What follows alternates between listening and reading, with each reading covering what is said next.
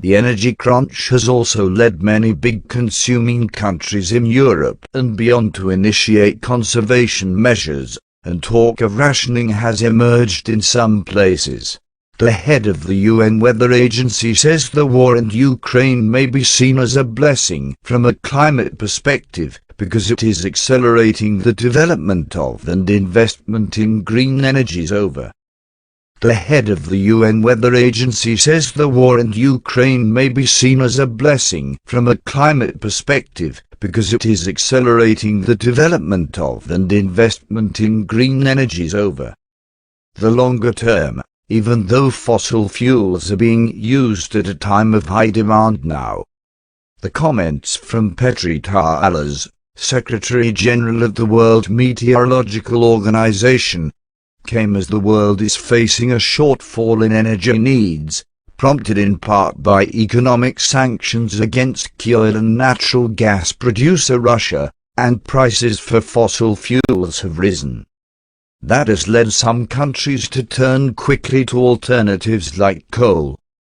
But rising prices for carbon-spewing fuels like oil, gas and coal have also made higher-priced renewable energies like solar, wind and hydrothermal more competitive in the energy marketplace.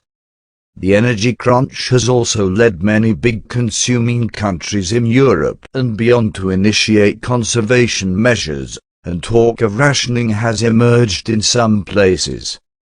Taalas acknowledged that the war in Ukraine has been a shock for the European energy sector, and has prompted an upturn in the use of fossil energies.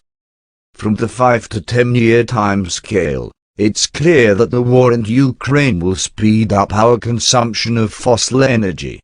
In the longer term, though, it's speeding up this green transition. Taalas said. So we are going to invest much more in renewable energy, energy-saving solutions, and some small-scale nuclear reactors are likely to come online by 2030 as part of the solution, he said. So from climate perspective, the war in Ukraine may be seen as a blessing, Taalas added. He was speaking as Mo issued a new report that said the supply of electricity from sources of energy needs to double within the next 8 He was speaking as Mo issued a new report that said the supply of electricity from cleaner sources of energy needs to double within the next 8 years to curb an increase in global temperatures. The latest State of Climate Services annual report, based on contributions from 26 different organizations, focuses this year on energy.